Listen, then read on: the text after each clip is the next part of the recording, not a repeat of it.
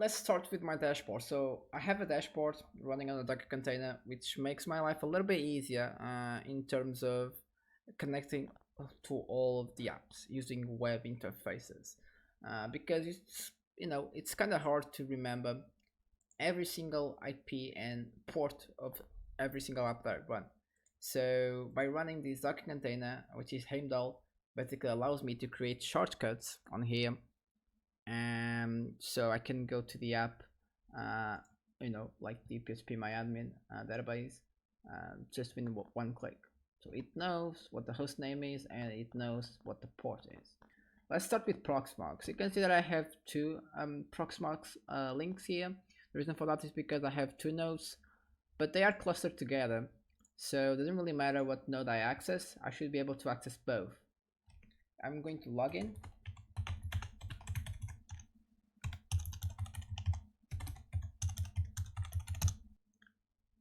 So let me just full screen this. Yeah, well, that looks a little bit better. So as you can see, I'm running quite a few machines here, actually quite a lot. But this is because these two nodes are clustered together, so this is displaying all of the size in those two nodes. So I think I'm going to split this video in two parts. The reason for that is because I want to cover all of that, really basic overview of that. But even though being really basic, I have a lot of stuff, so the video might take a little bit longer than I actually thought. So Proxmox is a virtual environment. I think you should be familiar with it. If you don't know what Proxmox is, a hypervisor type 1. Theoretically, because you are running bare metal, but then is running on top of the Linux kernel, so you have that. If you have used VMware ESXi before, this is basically a hypervisor also. But I have used ESXi in the past, but now I actually moved to Proxmox because I love it. I just started using it and I use every single time, and it's just, I think, much better. So this is the home page, let's say the default page of your data center, of your cluster, and it's going to display every single virtual machine that you have, every storage and every node, and it's going to display quite a lot actually, statistics about each VSI that you have. But let's focus on the first one. Both of these nodes are sitting on my physical HomeLab network, which is a completely separate network from my main one. So let's start by the top here. So starting up, I have decided to create a virtual firewall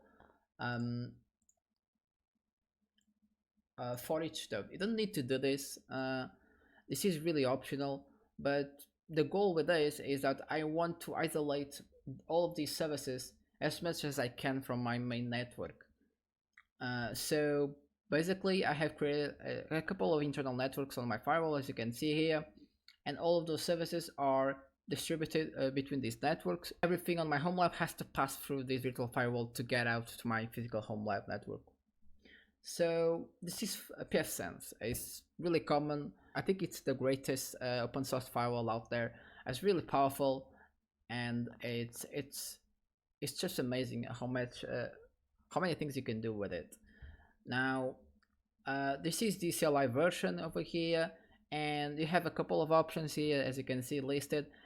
But to be honest, you can't do too much from the CLI. So what I went ahead and did is I created another VSI, and this one is actually running Ubuntu Server, really bad Ubuntu Server. So I went ahead and I installed a desktop environment, XFCE4. I think it's one of the lightest out there. I just want like a little a little GUI, so I can access a web browser and access the web interface. So because from there you can do a lot of more stuff with the firewall, like creating firewall rules. I'm going to basically RDP into that management server, and the reason for that I can RDP is because I also have installed XRDP on Ubuntu, so I'm able to use RDP protocol to RDP into this server and have a graphical user interface through the RDP protocol.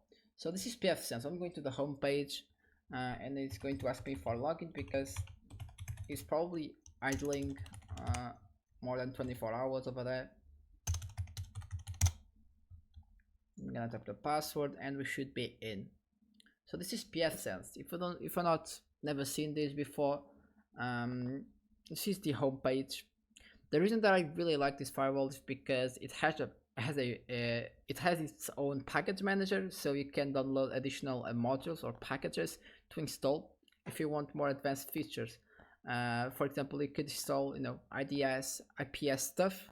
You could install packages to monitor your network traffic, to block port scans.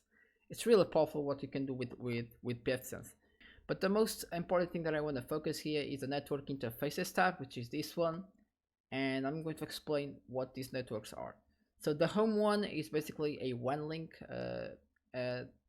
on this firewall that basically access my physical lab network. So it's how the firewall and every single HomeLab machine that I have gets internet access. Down here we have a management network.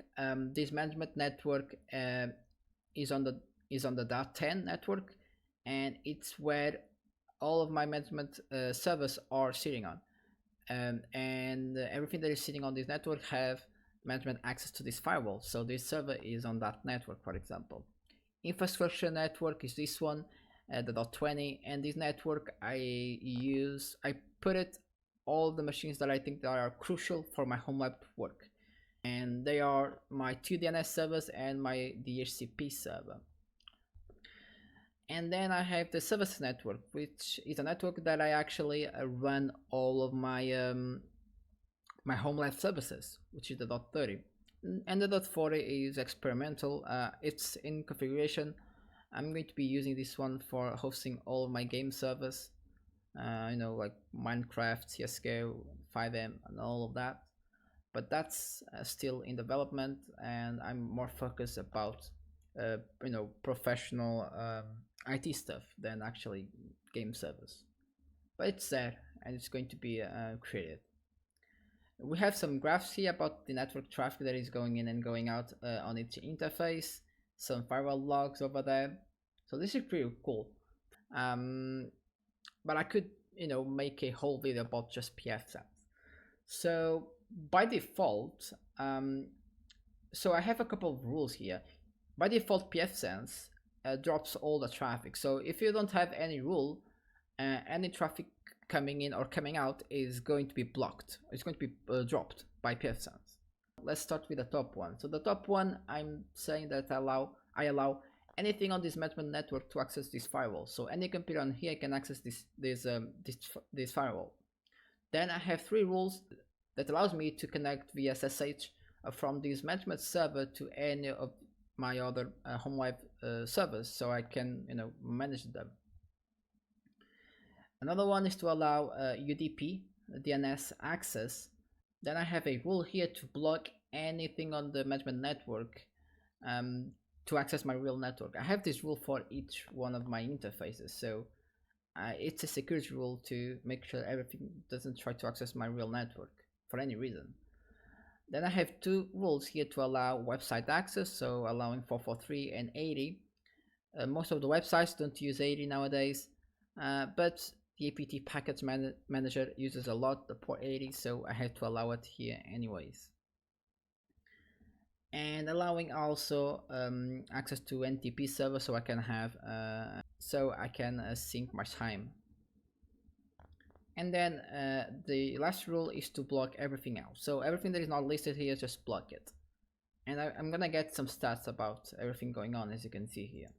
And I can later on analyze this traffic to see which computer is trying to access what it should not be accessing it. So this is what PFSense is. Really thoroughly, I'm not going to go ahead and go deep in it. Next on the list, we have a SMB share. So this is a file server. So SMB share is basically a file server. So you can put some files in that, and then you can basically share across your network or across multiple networks. And over there on that SM share I have, you know, some video files and music, so it's more like a media share, where I share all my media content stuff. And there is two ways to access this share. The most common way is using the terminal, of course, or you can use actually your Windows Explorer or any Explorer really. So you can go to other locations and you can type the SMB address, which is my case, that I have DNS resolution. I should be able to just type fw01.lab and I should be accessing the share. So there we go, public files. Connect, don't need any use on that. But you know, on the mobile phone, if I want to access the SMB share, not for media, for downloading something, it's quite hard to use the terminal, you know, or the file explorer to connect to SMB share. So I actually went ahead and installed Apache web server, and it's not this one, sorry, it's this one. But basically I can access in two ways. So if I want to download something, it's much easier on the phone to just go to, you know, a web browser and downloading from there. And this is just a symbolic link to my shares, so everything that I put on the share will update automatically, of course, on the Apache web server, which is a pretty cool thing. Then I have my two DNS servers. I have two DNS servers for making sure that I have redundancy, so if one fails, I still have the other one. I'm going to connect to my management servers just to show you the DNS servers. SSH and SO1, and I want to have these DNS servers to be able to do internal hostname resolution, so I don't need to memorize all the IPs. I could just type the names, which is, you know, which is much easier to remember. Then this is acting also as a DNS forwarder, because it's also forwarding everything else to a public DNS, which in my case, as you saw, it's Cloudflare. And this is the bind directory I'm using, bind9 service, to create these DNS servers. And you can see that we have some configuration files over here, but the most important ones are the DNS zone files, so the reverse zone and the forward zone. And I'm going to cat out the db.linux bytes line, which is my forward zone, just so you to understand that. So the DNS server knows, you know, what NS01 is, because it's linked on this file. It's saying that NS01 corresponds to this particular IP address. This is why that when I type SSH NS1, it knows that it's on this IP address, for example. And that's much easier to remember than you know, the whole IP address. So going back on Proxmox, I have another one for redundancy, so if this fails, the other one is going to be used. A DHCP server here, I think I don't need to explain anything.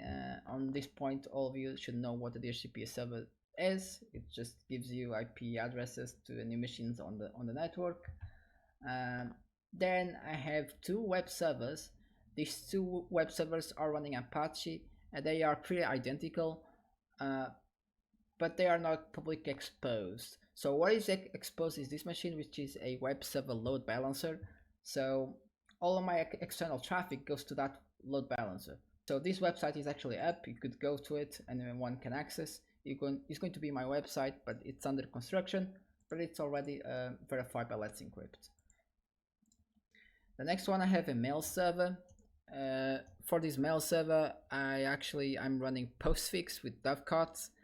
And I have 25 port TCP exposed for being able to receive mails, and 587 to be able to send emails. So the submission port is also exposed. Then I use IMAP as far as the protocol to fetch emails from the server. I'm using the IMAP-D secure port to do that. And I have everything, you know, fine with SSL certs, TLS encryption enabled, and I'm using an SMTP relay server to actually send emails, and it's VPN connected. So what this means is that the only ports that are exposed are really only those ports that I mentioned, 25 and 587. So IMAP uses 993 or 995. I don't remember now on top of my head. But if you want to log in, you cannot log in from the public. So you have to be connected to my VPN to log in to, and to try to log into any of my email accounts, as you can see here. I have here. So I have set up all of my accounts to the on Mozilla Thunderbird over there, and that's what I use for my as my email client also. Next one, I have the VPN server. So this server is just a OpenVPN server to allow access to my HomeLab services from an external network without exposing that my HomeLab, without exposing my HomeLab publicly. Then this is my backup server over here, BK01, which basically backups all important files across my HomeLab servers. But it's again, the problem with mobile devices is that if I want to access a file from the backup server, it's quite hard to use in the terminal. So what I went ahead is I actually installed a Nextcloud, and I personalized it a little bit to my brand. You could use FileZilla, yes, but again, on the phone, I rather prefer using the web browser than that. So as you can see, they are all of my folders over there. Going back, we have DB01. So this is basically a MySQL database server, and then I went ahead and installed Apache and PHPMyAdmin, so I can manage this database much easier using a web GUI, again for mobile devices. I'm thinking always on these two platforms, and any of these services have the websites are responsive, so they will fit well on a mobile screen.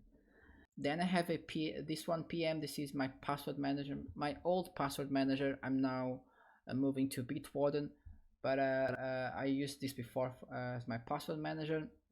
It had a pattern app that I have developed myself to access my passwords, to decrypt them, and to show them accordingly as I needed. Then I have a VPN02 server here. This VPN server is an OpenVPN also a server as well, to allow access to my entire HomeLab physical network. So I'm talking about both nodes, KVM1, KVM2, which means that this VPN server is sitting on the same network as these two physical nodes. MSO1 is my music streaming server, so I don't need to copy a large amount of files just because I want to listen to them. No, so I'm just going to stream them directly to it. So you can see this is what Apache looks like.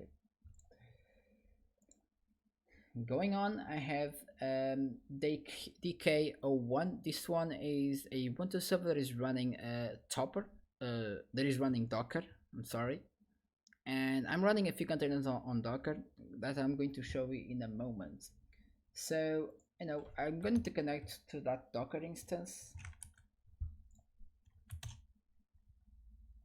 So search DK01, stop the password over there,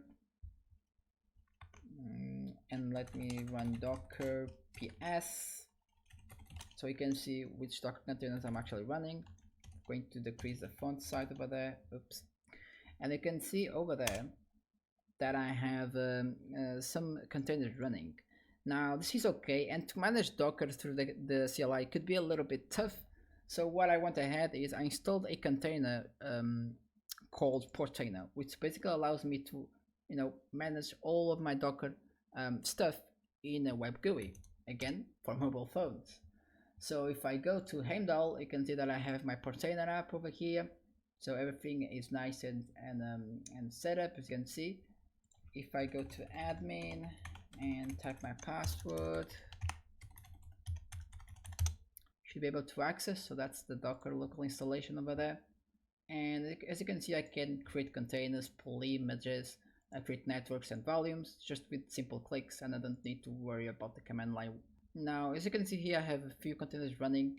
Bitwarden is basically a password manager, but it's self-hosted again. So it's right here. I could go to bit.linuxpi.org.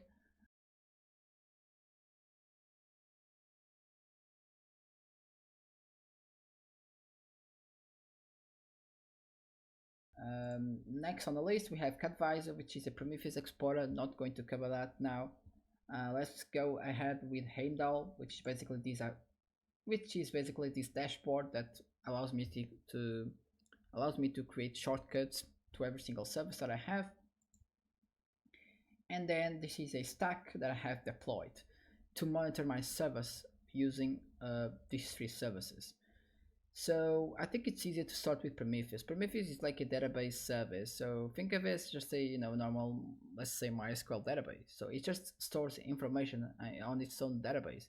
But it also has a configuration file where you can specify some targets, and Prometheus is going to go to those targets and pull some information of a web page. Now, a Prometheus exporter like Node Exporter, has to be installed on a system, and it will basically collect some metrics. In this case, Node Exporter collects metrics about the CPU, memory, network traffic, and all of that stuff, all that good stuff, and it displays on a web page in plain text. So Prometheus goes there, collects all of that metrics, and then stores it on its own database. Then Grafana connects to the Prometheus database and converts all that plain text data to graphs, so it's much easier to monitor the servers. So I'm going to show you how the data looks like in text format. So I could go to any server. I could actually use the doc one. So if I do sudo systemctl status node exporter, you will see that the service is active and running. So if I curl http localhost on port 9100, this is the port where this server is running, where Node Exporter is running, /metrics, you will see that this is all the metrics that is collecting about the system. Now I have some comments in the way which could be a little bit hard to see. Let's remove them. Let's see. There we go. So this is all kind of information. It's a lot of information, not that easy to read with text. So that's why I'm using Grafana. And you're gonna look that Grafana actually looks amazing, which is pretty cool actually. But has all of the information about the CPU, second, sort of, for example. You could go ahead and actually grab even more, let's say for CPU, and you can get any, all of the CPU stats over there. That's cool. But what is even more cool is having a beautiful graphical interface like Grafana. So if I go to graph-monitoring.linuxby.org, in my case, I would be able to load Grafana. I'm gonna logging in, click on login, and if I search for a dashboard, let's just Grafana loading, going to there we go, going to the dashboard, and this is what Grafana looks like. It's just amazing. You have a lot of stuff here. Now the backup server is really idle. Is not on the active hour time, so it's not doing any backups currently. So I'm going to go to Docker, which basically has a heavier usage, and as you can see, it collects a lot of information, starting with the CPU stuff in graphs, and this is really beautiful actually. All the RAM information also, how many swap is being used, RAM cache plus the buffer, the use, and the RAM total. So this is pretty cool stuff. You can see the network traffic, the disk space. If you want to go really, specific with something, let's say, let's choose storage, and you can see the disk read and write data, IO operations there, the average wait time. So you can analyze a lot of stuff with Grafana. A pretty cool way to monitor services. Now Grafana is cool, but so these servers are actually in configuration now, so there is no need to talk about them now. Grafana is really cool, but I have one problem, is that I want to monitor the physical node itself, and Grafana didn't work with that. And if I go to summary, Proxmox actually gives me some data, actually few data. It's just little stuff. I'm not happy with this, so I went ahead and I searched and I found NetData, which is going to allow me to monitor much deeply